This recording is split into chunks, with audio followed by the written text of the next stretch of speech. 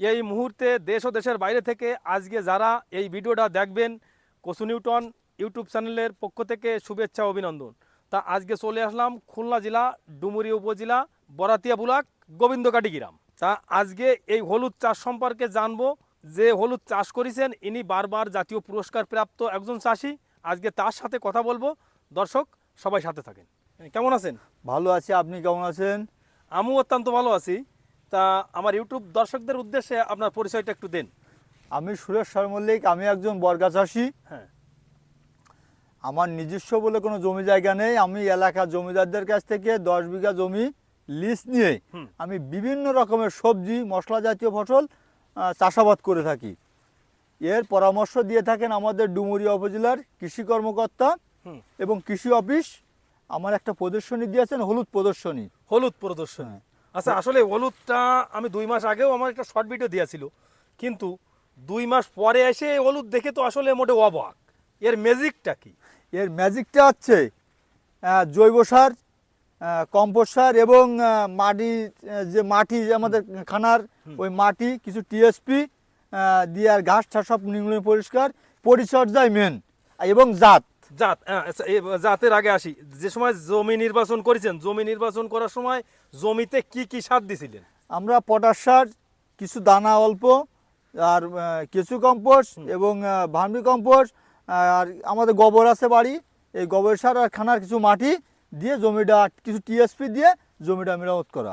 আচ্ছা, জমির পর্ব শেষ হলো, তারপরে আছে আপনার বীজ। বীজ, হ্যাঁ, বীজটা আছে কি, এটা কোথার থেকে সংগ্রহ করা? এটা আমার কিছু বাড়ি নিজস্ব ছিল, আর আমার কৃষি অফিস ডুমুরিয়া, আমাদের কৃষি অফিস স্যার আমাকে 4 মণ বীজ দিছিলেন, মাকালবাড়ি বীজ। এটা কি আছে দেশি না হাইব্রিড জাতীয়? দেশি মাকালবাড়ি। এই জাতটার নাম আছে মাকালবাড়ি। তা এ আছে আপনার একটা লাইন থেকে একটা লাইনের দূরত্ব কতটুক? 18 ইঞ্চি দূরত্ব, এক হাত। আর একটা বীজ থেকে আরেকটা বীজের দূরত্ব আপনার 6 আঙ্গুল। 6 আঙ্গুল, আপনার 6 আঙ্গুল। এক হাতের মতো 4টি বীজ দেওয়া। এক হাতের ভিতরে 4টে বীজ দেওয়া। তাতে 1 শতক জায়গায় আপনার কত কেজি বীজ লাগতে পারে?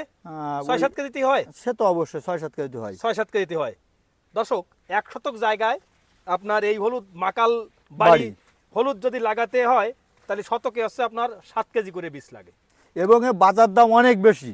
আচ্ছা, অন্য হলুদের থেকে। এখন বাজার দর কেমন আছে? এখন তো হলুদ ওঠানোর সময় না, আমাদের বাংলা পৌষ মাঘ মাসের থেকে হলুদ উঠাবে, তখন উঠালে 2000 টাকা মন পাওয়া যায়। 2000 টাকা কাঁচাই? 2000 টাকা মন। তা আপনার এখানে মোট কত শতক জায়গা আছে হলুদ লাগানো? আমার 40 শতক জমিতে হলুদ লাগানো আছে। এখানে 40 শতক জায়গা হলুদ লাগানো আছে। তা এক শতক মানে এক শতকে কত কেজি পর্যন্ত হলুদ হতে পারে? আমি এক শতকে 30 থেকে 40 কেজি হলুদ হবে। 1 শতকে 40 কেজি? 40 কেজি সর্বনিম্ন। তাহলে 30-40 কেজি যদি এক শতকে হয়, তাহলে 40 শতকে, তাহলে 40-80, মানে তাহলে তো সে মেলা। হ্যাঁ, 1600 কেজি অবশ্যই। 1600 কেজি হলুদ আছে 40 শতকে। আচ্ছা, 1 মনের দাম আসতেছে 2000 টাকা। তাহলে তো অনেক টাকা, প্রায় 3,20,000 টাকার মতো আসে বাজার মূল্য। এখন এর খরচ আসছে কত? খরচ লাখখানি টাকা আসবে। মানে এই লাগানো বীজ খরচ সর্বময় 1 লাখ টাকা আসবে। 1 লাখ টাকা খরচ আছে। আচ্ছা, এর পাশাপাশি আছে আপনার এই গাছে কোনো কি পোকা টোকা আক্রমণ করে? হ্যাঁ, পোকা হালকা আক্রমণ করে। আপনার গাছ দেখে তো মনে আসছে না কোনো গাছে পোকা আক্রমণ? এবং আমি একটু ছত্রাকনাশক দিই বেশিরভাগ, যাতে আমার ওই গাছের কোনো ভাইরাস রোগ না আসে। এর জন্য আমি ওটা রিডুমিল গোল্ড, এমিস্টার টপ এইগুলো একটু দিই, আর হালকা কিছু দানা দিই। ওগুলো মাটির তলের জিনিস তো, একটু দানা না দিলে হয় না, মানে পোকায় যাতে ক্ষতি না করে। কিন্তু উৎসয় আছে আপনি একটু ছত্রাকনাশক ব্যবহার করি। আসলে কোনো ওষুধ স্প্রে করা লাগে না। আপনার হলুদ দেখে মন জুড়ায় যায়। এত সুন্দর হলুদ আমাদের যে এই খুলনা ডুমুরিয়াতে হবে, আসলে আমাদের মাটি আছে সোনার মাটি। জি বন্ধুরা, নতুন কোনো বিষয় আবার দেখা হবে। সবাই ভালো থাকো, সুস্থ থাকো, এই বলে আজকের ভিডিও শেষ করলাম। ধন্যবাদ।